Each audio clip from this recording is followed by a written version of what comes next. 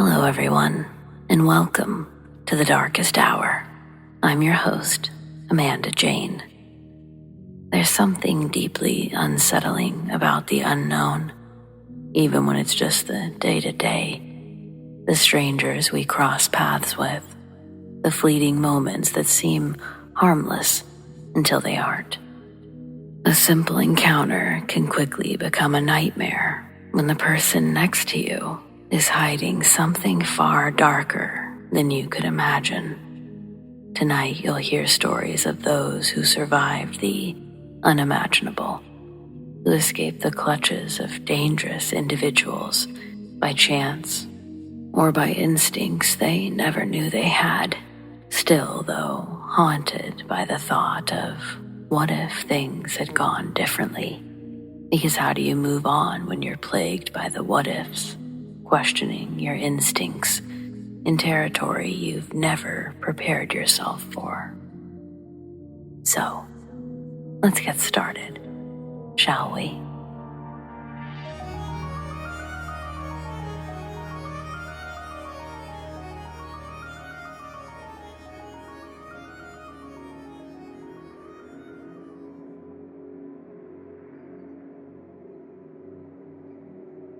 In the year 2000, I drove to Toronto to catch a football game.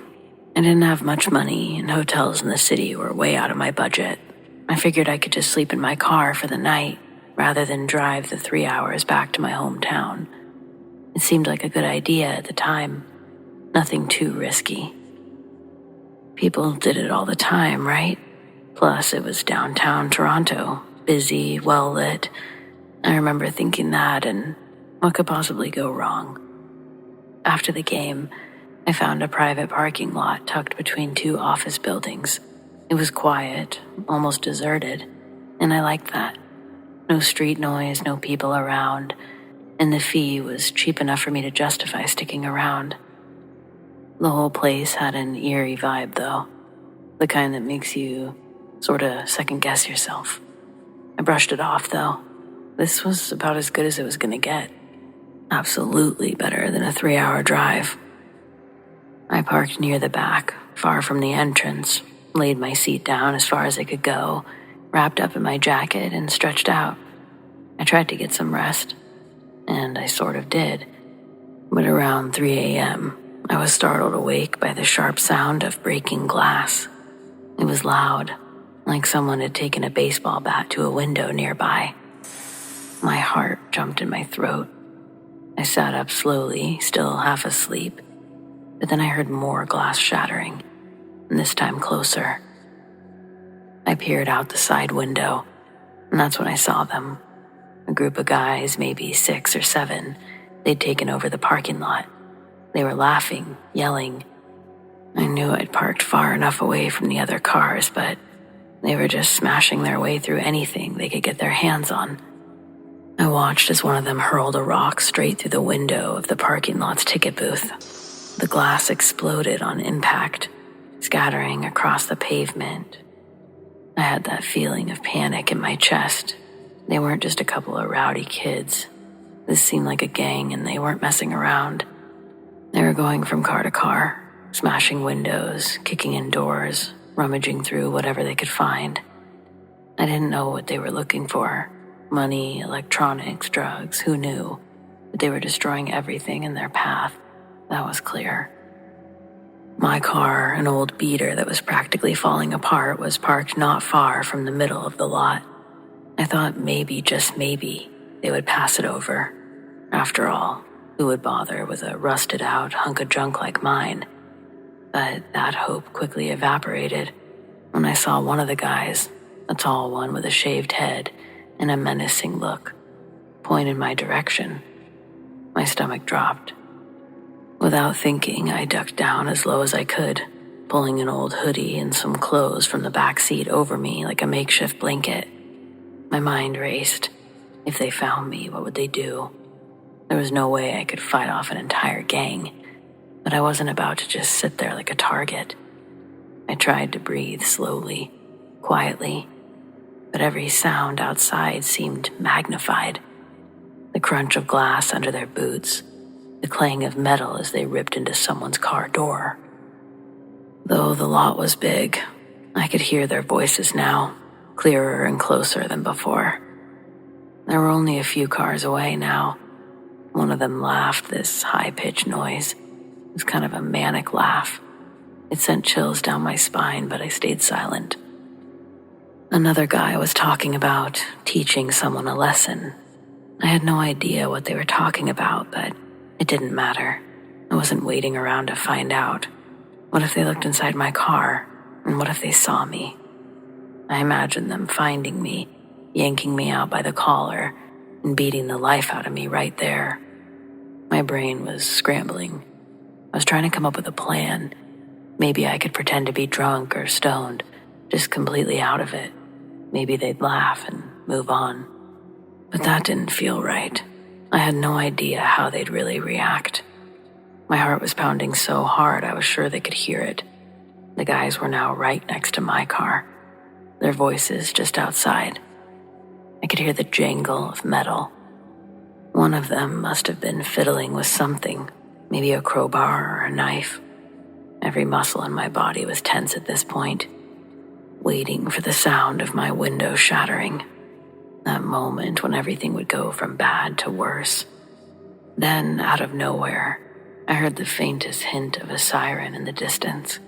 At first, I wasn't sure if it was real or just my mind trying to trick me. But the gang must have heard it too, because their chatter stopped abruptly. There was a pause, a tense, eerie silence that seemed to stretch on forever. And then, they bolted. The sound of their footsteps, heavy and fast, faded into the night as they scattered like the cockroaches I assumed they were. The siren grew louder, closer, and I dared to peek out from under the clothes, and they were gone. The lot was a wreck. Shattered windows, dented cars, debris everywhere. But the gang had vanished. I sat there still frozen, still trying to process what had just happened. The sirens finally reached the lot, and flashing red and blue lights reflected off the buildings. A police car pulled up, but by then, it was too late. The damage was done. I stayed hidden for a while longer, until the cops had done a quick sweep of the lot and moved on. When it felt safe enough, I slowly uncurled myself from my hiding spot. My muscles were stiff, aching, but even still, I didn't dare get out of the car, not until I saw daylight. When I finally drove away from that parking lot, I couldn't stop thinking about how close of a call it had been. If those sirens hadn't come when they did, I don't know what might have happened. Maybe nothing. Maybe everything.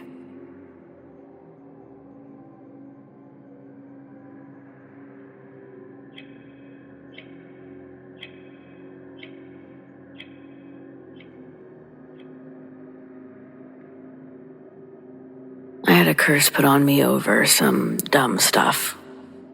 I accidentally offended a girl I was taking out on a date, and she went crazy on me like Dr. Jekyll and Mr. Hyde. One minute she's this fine, put-together woman speaking to me in a cute, mousy voice. The next moment she transforms into some psycho, Louisiana voodoo, deep-growling lunatic. Her eyes rolled into the back of her head like the Undertaker, and she was spitting while jabbering some crazy stuff at me. She was acting way out of pocket, so I was like, "What are you doing?" And she says, curse on you," and pushes me out of her apartment. I understand why she got upset, but I think she was overreacting by putting a curse on me. Especially since things started happening, and they still do to this day. It's been around 10 years now, and I'm still feeling burdened by this curse. How long can a curse last? Do I need to find this girl on social media, ask her to reverse it? I'm only writing this right now because I felt the effects of the curse again today.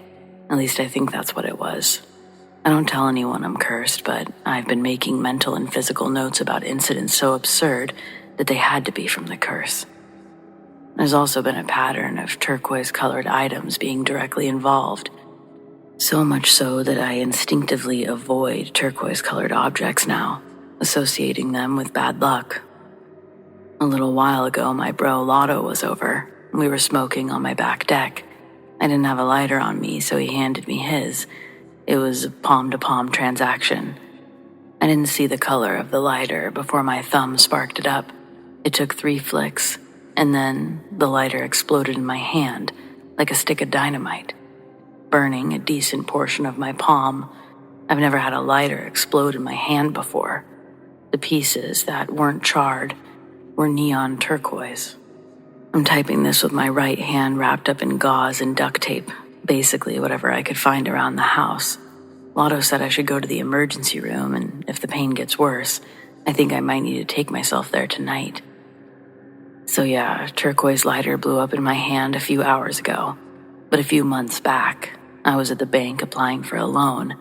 The second I saw the woman that I was talking to was wearing a turquoise blouse, I knew I wasn't getting that loan. Let's rewind a bit. The next day after I was cursed, I tried to brush it off, but it was pretty fresh in my mind. I went about my day cautiously, playing it safe, looking both ways before crossing the street, making sure no buses were coming to catch me slipping. But with all my focus on my surroundings, I failed to notice the shady behavior of a young man in the courtyard of my apartment complex. I was walking back from the corner store thinking I was home free, when out of nowhere, this dude in a Charlotte Hornets jersey, who I'd never seen before, pulls out a gun and says, "Run them pockets." My arms were weighed down by grocery bags, so I had to stand there and let him rob me, pulling out my phone and wallet with his cheap gun waving in my face. He ran off, and that same day, I was riding my bike around, looking for him. I had a blade and just needed to get the jump on him before he could get his gun ready. As I passed between buildings, scanning alleyways, I felt my adrenaline pumping. Then, I made eye contact with someone coming towards me down the alley. I had full control of the situation, or so I thought. It wasn't the assailant. It was a scared Asian man behind the wheel of a taxi. His car had yellow sides, but the hood that I was about to get wiped by was turquoise. A replacement hood, I guess. I rolled across the hood and couldn't help but notice the reoccurring turquoise theme. The guy was more pissed off than concerned about my well-being. And he was right. I wasn't in the bike lane. I had to drag my wrecked bike home with 2 bent wheels. It was unsalvageable. My mom made me throw it out anyway. I never saw that dude in the Hornets jersey again. A few weeks later, I started seeing this girl, Tammy. One day, I climbed through her window like some Romeo stuff. Her parents were asleep down the hall, so we had to be quiet. We're making out, moving towards her bed, when I noticed this weird bird cage in the corner. It housed 3 turquoise parakeets. As we got closer to the bed, those birds started banging their beaks on the cage like prisoners tapping on bars. The more noise they made, the more Tammy freaked out, saying, "They've never done this before. What's wrong with them?" I could tell the mood was killed, so I started slowly backing toward the window. The birds were losing it. Tammy, for some reason, unlocked the cage. And when she did, those 3 parakeets flew at me like bats out of hell. They landed on me, pecking and flapping like I stole their eggs. Tammy started screaming, and I was swatting at these crazy birds trying to get the window open again. I knocked one against the wall, not really on purpose, and Tammy saw it. She completely lost it then. The lights came on, and her dad was standing in the doorway. Before I knew it, he had me in a big bear hug, dragging me out of her room, down the stairs, and out the front door. He dropped me at the end of the property and said, "You cross this line again, you're dead." I had to walk home that night with 1 shoe. Fast forward a few years later, the grocery store that I'd shopped at started using turquoise plastic bags for a promotion. I was horrified, but I bit my lip and told myself it's just a color. On my way to the car, a runaway shopping cart full of groceries smashed into my car's taillight. And of course, that cart belonged to an old man who couldn't afford to fix the damage, so I had to shove the broken taillight back into place and drive home. I never went back to that store again, though. There's more, but I'll skip to the most recent events before today. I was babysitting my nephew, Davion, who's hyperactive. I was cooking breakfast when SpongeBob came on. He screamed the theme song, then sat quietly watching the show. But then, his whole body stiffened up, and it looked like he was having a seizure. I dropped everything and ran over. As I touched him, I got a massive electric shock that locked me up. Thankfully, I'd grabbed his shirt, and when I fell, I pulled him off the outlet. Paramedics arrived, and Davion made it through okay. But when I investigated what had happened, I found my pocket knife stuck in the outlet, along with a puddle of spilled water. Turns out Davion had knocked his cup over while sticking the metal nail file into the socket. And yes, there was a turquoise character flashing on the screen when it all happened. Now, here I am, hours after a turquoise lighter blew up in my hand. The burn on my palm is killing me, and I think I'm gonna go get it checked out, but seriously, this can't be a coincidence, right? How do I get rid of a curse? And can I do it without contacting this girl? She scares me, obviously. Well, thanks for the no help on breaking the curse. Most people just asked what I did to deserve it. At least we can agree I'm cursed. So, here's the story. I met this girl while hustling demos at the mall. She'd just moved into town for college, and it just so happened to be the same college that I was pretending to attend. She was struggling with calculus, so I offered to tutor her. We exchanged numbers, and I played it cool for a few days before hitting her up. It was her birthday next week, and she didn't know anyone in town yet except her cousin, but I didn't know that. I figured she wouldn't have any birthday plans, so I bought a pizza, a 2-liter of Pepsi, and a slice of cake from the corner store. On my way to her place, I passed by a memorial for a kid who had gotten hit by a stray bullet. The memorial was covered in flowers, stuffed bears, balloons, all that stuff. I got the bright idea to grab a few flowers, maybe a balloon, for her birthday. When I got to her place, she was into me, happy to see me even. But then she saw the flowers, and I got to see that Dr. Jekyll and Mr. Hyde thing start to happen. Instead of taking them, her expression changed. She wasn't smiling. And she starts going crazy, demanding to know where I got those flowers. I tell her I picked them up at the store, but she calls me a disgusting liar. She tells me that she put those flowers on her cousin's memorial just this morning, and that she knows I'm lying. She escalated, so I doubled down, telling her that we must have gotten them from the same store. But of course, I was made aware that her flowers came from a small garden, one that her cousin had kept in the backyard. And that's when she tells me that I have no soul, that I'm the equivalent of human garbage. And then her eyes rolled back into the back of her head, like I mentioned. And she cursed me. She took things too far, right? Now here I am, a decade later, still feeling the residual effects of an impulsive decision made by an immature person. How do I break this curse? I cannot be this screwed for the rest of my life.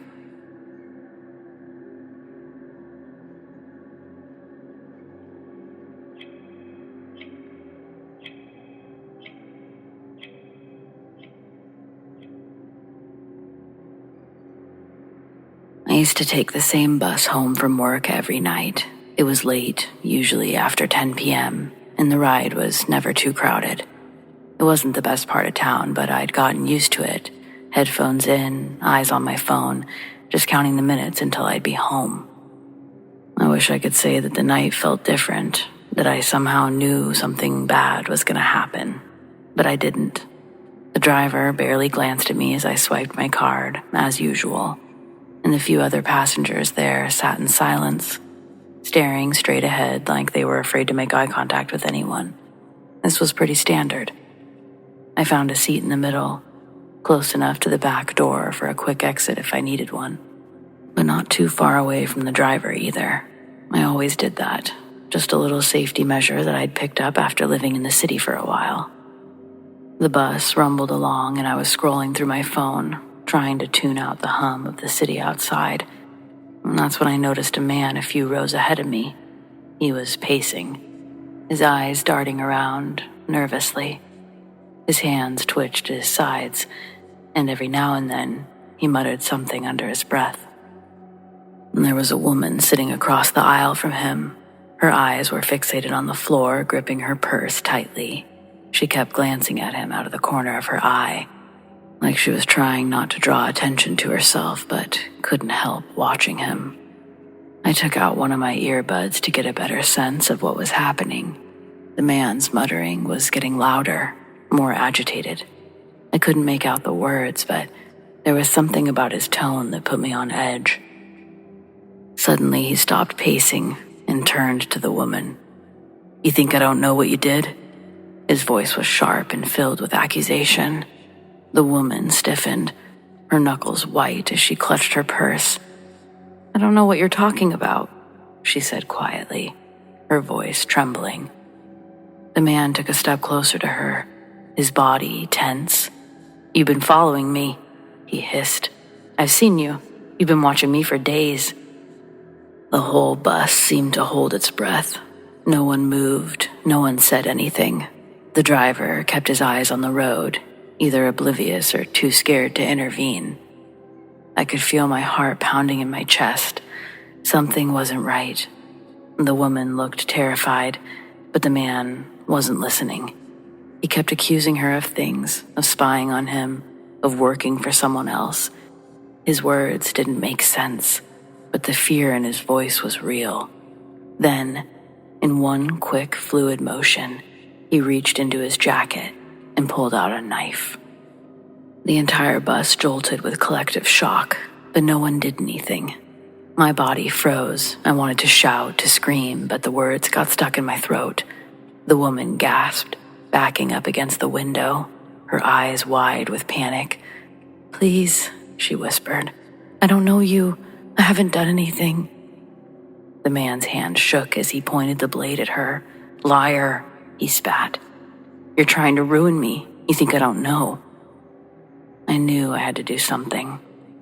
My mind raced, searching for options, but I was stuck in my seat, paralyzed with fear. The other passengers were just as frozen, all of us too scared to act.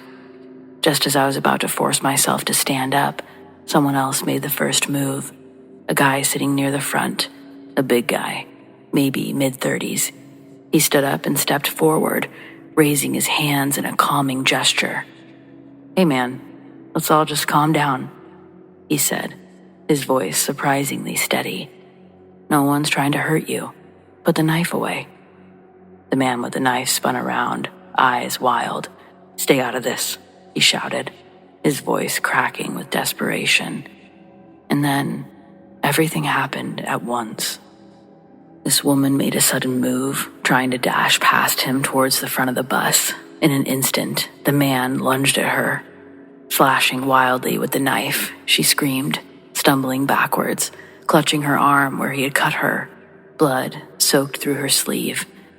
The big guy charged forward, trying to grab the man, but it was too late.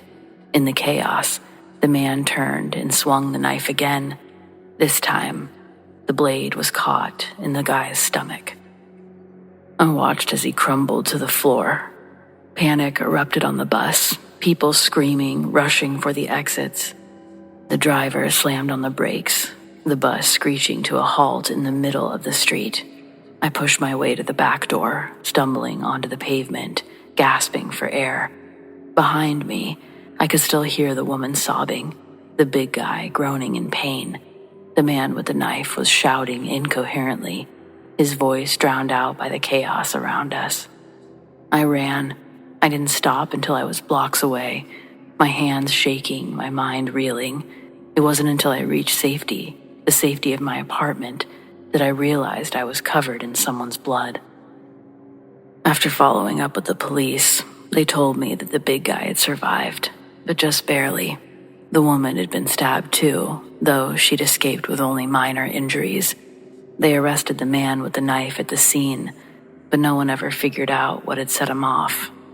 I'm going to assume mental illness. He had no motive, no real reason for attacking that woman. It could have just as easily been me or anyone else there.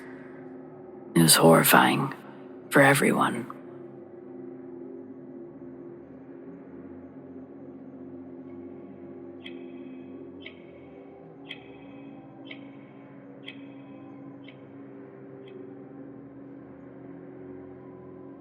April 14th, 2010.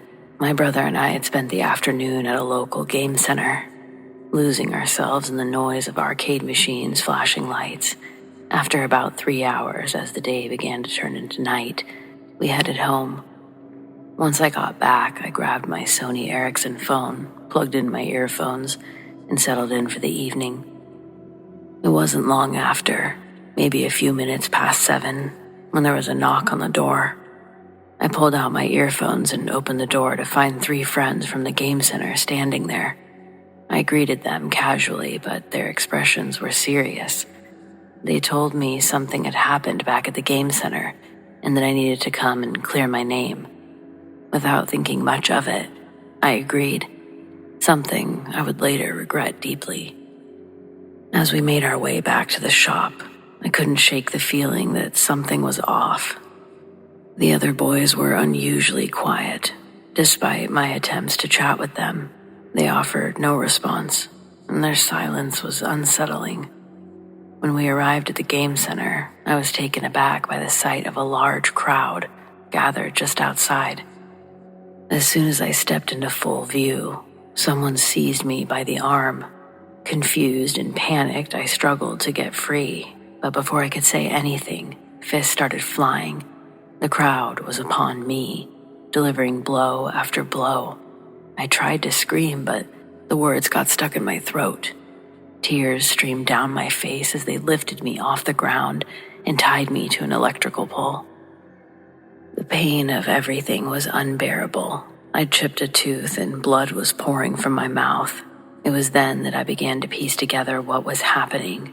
People were shouting accusations at me, calling me a thief. They claimed that I had stolen a mobile phone. My heart sank. I hadn't touched anyone's phone, let alone stolen one. I pleaded, screaming over the roar of the mob that I was innocent, but the cries fell on deaf ears. My protests only seemed to fuel their anger.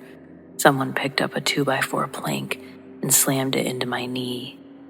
This sent a wave of agony through my whole body. They slapped me, cursed me, and then, worst of all, they stripped me naked. Humiliated and broken, I still maintained my innocence, but no one cared. Just when I thought things couldn't get worse, witnesses started to come forward, one by one. They all claimed to have seen me unplug the phone from its charger and pass it to an accomplice. I couldn't believe what I was hearing. It was like I was living in someone else's nightmare. By now, it was late into the night. My vision was blurry, and I could barely see the faces of those who came to insult me, calling me every name under the sun. Some accused me of being responsible for a string of thefts in the area, but I had no one to defend me. I was alone in this brutal, unjust trial. This is in Nigeria, where the mob rules, where being from a different ethnic group can make you a target, where not speaking their language makes you an outsider in your own country. Desperate, I begged for them to take me to the police station. Maybe there I could have a chance. But instead, my plea only enraged them further. They saw my request as arrogance. The crowd turned more hostile, and that's when I saw it. The torchlight, the tires, and the kerosene. My heart stopped. I knew what was coming next. They were going to burn me alive. I started to weep uncontrollably. My body trembled with fear. I prayed for a miracle, and by some grace, that miracle came. Out of nowhere, a family friend named Chuck appeared. He had been heading home from work when he noticed the crowd, and he came closer to investigate. To his horror, he saw me tied to the pole, barely conscious. Without wasting a second, he ran to get my brother and sisters, who had already been searching for me. They arrived just in time, but the mob resisted their attempts to free me. It wasn't until some respected figures from my community intervened that they were able to cut me loose. By that point, I was barely standing, my body battered and bruised, my spirit crushed. In a desperate effort to clear my name, my older brother quietly pulled the owner of the missing phone aside and asked for his phone number. The man, skeptical, told my brother there was no point, that they had tried calling the number earlier. The phone was switched off, but my brother insisted. Reluctantly, the man gave him his number. When my brother dialed the number, something incredible happened. The phone began to ring within the crowd. Everyone turned to follow the sound. It led them to a young boy. Shock rippled through the onlookers. They asked the boy where he got the phone, and he calmly replied that his older brother had given it to him to take home. His brother had asked for the charger, so the boy came back to retrieve it. To my disbelief, it was one of the very friends who had come to fetch me from my house. I was stunned. He'd set me up to die, and for what? I couldn't understand why. I was rushed to the hospital that night, where I stayed for 3 days, recovering from injuries. In the days that followed, my family received countless apologies, and the owner of the game center offered me a free pass to the shop, though we moved out of the area before I could ever use it. I still carry the scars from that day, the deep cut on my forehead that required stitches, and the chipped tooth that served as a constant reminder. But the worst scars, they're the ones you can't see. I'll never forget how close I came to death, all because of a lie.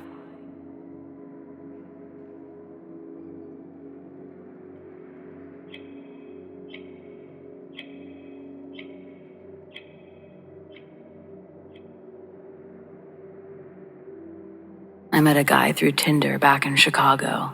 He's the reason that I stopped using Tinder and never plan on using it again in the near future.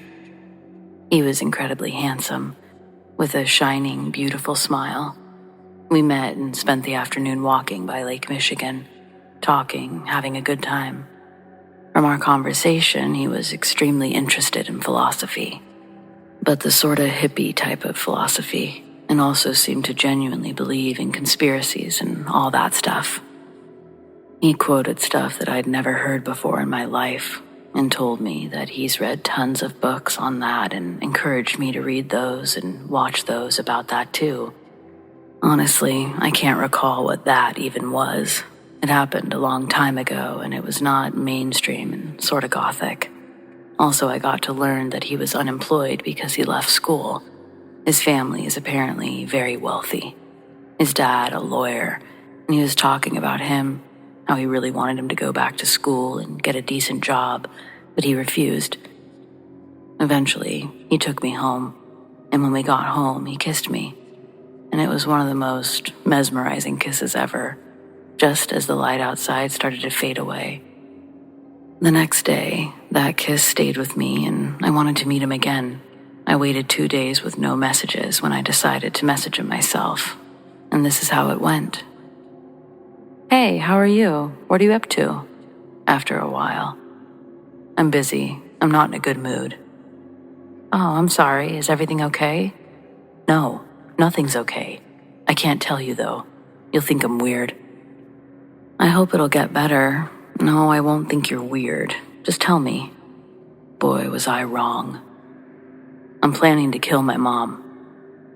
What the fuck? That was like someone throwing a bucket of cold water in my face. My legs got weak. I started to feel fear closing in. I tried to regain my composure and then, me panicking. "Please tell me you're joking." "No, I'm not." I even wrote down how I would proceed to kill her. I would strangle her, how I would make it seem like it's not me who did it. "Did she do something to you?"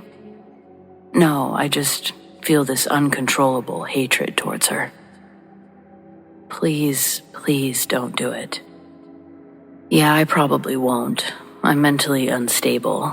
I've had these thoughts before and I just made plans and didn't follow through. Maybe this time it'll be the same. I just can't push these thoughts away." Yeah, please just calm down, take a walk outside. Just don't be at home.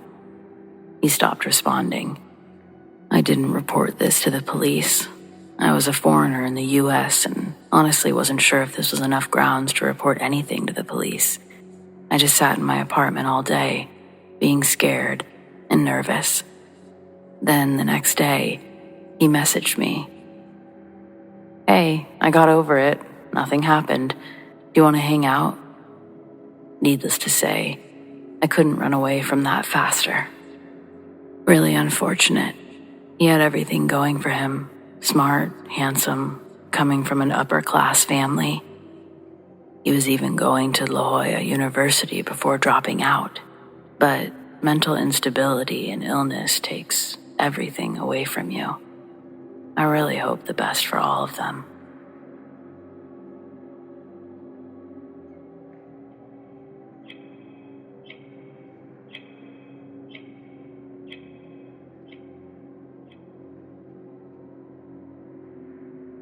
When my mom lived in Texas City, Texas, she worked as a hairstylist in the heart of the city. Her dream was to someday own the salon that she worked at, and this was before I was born. As much as she said that I didn't derail her career plans, I once jokingly apologized for her comparatively boring mom life, and her reaction to the comment was to start crying. Let me tell you, the few seconds of silence we shared were super uncomfortable. But don't worry, after she got her stuttering breath under control, I was like, shit, Mom, that's a fucked up way to react to my joke. She looked up at me, and I don't know if it was my place to start crying, but I couldn't help it. Everything suddenly got really heavy in the room. And then my mom explained herself, beginning with an apology, like, I'm sorry, Gia, I don't know where that came from. Then she was like, well, no, I know where it came from, but I don't know why I just had such a PTSD reaction to it. I'm really sorry, Gia, it's not about you. And then I remember that she lit a cigarette, one where she took a long inhale. She smoked inside all the time, but it looked like she really needed that drag more than the air in her lungs. It looked like she had a deer in the headlights expression while she sat with the ash falling onto the table in front of her. All of this confused the hell out of me. PTSD about what? I asked her. She says, I chose to never work in the city months before you were even a thought. And well, apparently, when my mom was in her early 20s, she would take the bus to and from work, and the salon paid for her bus pass. She spoke like it was a really enjoyable part of her job. She would usually use the time to read a book or look out the window at buildings around her. My mom never intentionally interacted with anyone. Most of the people on that route were fellow entrepreneurs simply going to work. She'd taken that same trip for over a year and a half, and then one morning on her way to work, my mom finds a seat next to a window near the back of the bus. As the bus fills up, a man gets on and walks back to sit in the seat next to my mom. Though the options were growing limited, there were still some open seats that this guy could have chosen that weren't ones right next to her. But, not being rude, she looks over at him to acknowledge his existence with a smile. It's just a normal-looking guy. Skinny, peppered hair, white shirt, wearing a denim jacket. In her brief glance towards him, she sees that he's already staring at her. And he continued to stare at her after she looked away. She could see his head turned in her direction from the reflection in the window that she was leaned against. His gaze begins to make her skin crawl, and she thinks, if she turns and confronts him and he goes crazy, there's plenty of people close enough to rip this guy off of her before he could do any serious damage. That's what she thinks. So as this guy begins to scoot closer to her, she turns around, asks him to back off, to stop staring at her. Everyone else on the bus is doing their own thing. Nobody's paying attention to her and this guy. His expression didn't change. He wasn't very expressive to begin with, but my mom's request was ignored in his response. The man presses his finger to his lips like, shh, and then he slowly opens up the right side of his jacket. she hears a small metallic click.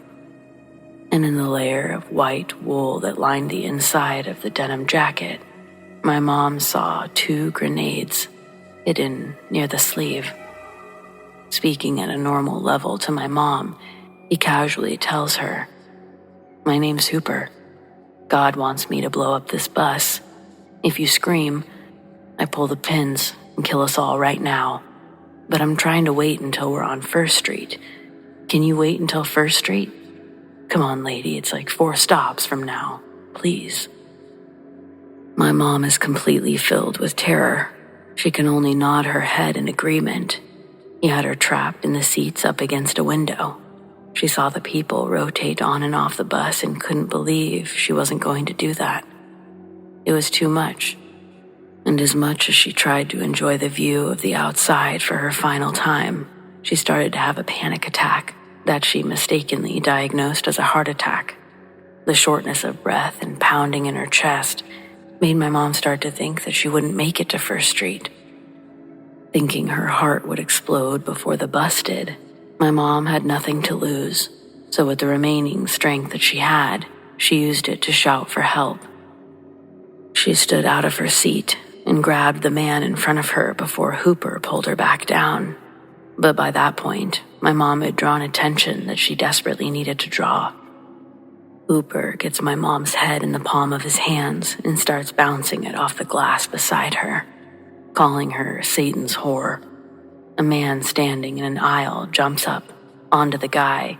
He pushes the man off and then spins from a sitting position to standing on his feet in the aisles.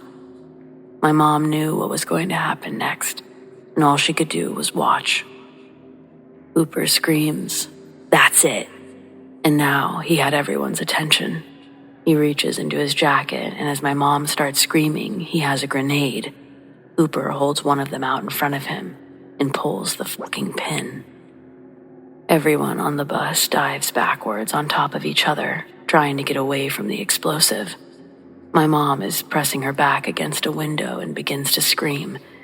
Then, after a few seconds go by, Hooper is still standing there with the grenade tightly gripped. His other hand hung frozen in mid-air with the pin in it. The grenade didn't go off. Was it a dud? Who knows? People start to realize what's going on, and my mom sees Hooper begin to scramble for the second grenade, and she screams, "He's got another one." The volume on the bus becomes a crescendo of noise as a boom erupts inside. Those who had their eyes open got to see what happened. My mom says she wishes she'd been one of those who had their eyes closed for a moment just before they opened their eyes again. That boom, it left a ringing in their ears loud enough to believe they had died. Maybe this trauma would have been easier to overcome, but instead, her eyes were wide open. My mom and a handful of others on the bus saw a man in the row adjacent to Hooper. He'd pulled out a large handgun. The bullet went through Hooper's skull, chipped the glass in the window next to my mom's. Hooper's body crumbled to the ground, and another rise and fall of emotion is heard amongst the people on board. Because the bomb or bombs didn't go off, it wasn't newsworthy after the first day. But the people on that bus, including my mom, they see reruns of that day in 4K Ultra HD. So if you ever think, did my mom act like that towards me because she doesn't love me? She might just have some PTSD over some crazy shit that you don't know about that happened to her in the 70s.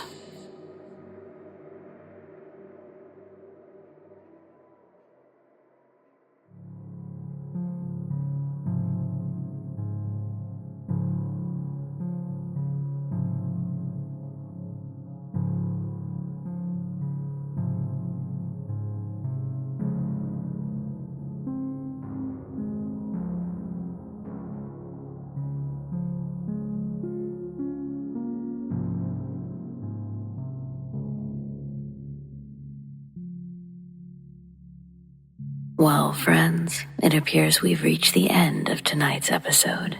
Thanks for joining me. Whether it's your first time or you're a regular, your support means the world over here. We've got brand new episodes every Friday night, and keep those eyes open for those deep sleep videos. Subscribe, tap the bell, and you'll never miss a thing. Big thanks to those who shared their stories, and a huge shout out to all of our patrons, whom we appreciate so very much. Tracy S, Mary H, Tamara K, Monica L, ZoeWatt, Chelle B, Donald C, The Dark Cosmos, Marion T, Rat Girl, Alisha S, Erin G, Nikki H, Mr. Revenant, Naz K, Brendon G, Paul T, Nicholas C, Lizanne, Arlene F, Adrian, and TF Parham. If you want to support The Darkest Hour in other ways, consider joining our Patreon. Check out patreon.com/thedarkesthour or click the link in the description to learn more. Do you have stories like these? I'd love to share them. Send them to me, Amanda, darkesthour@gmail.com, or on the Darkest Hour subreddit, The Darkest Hour YT. Stay spooky.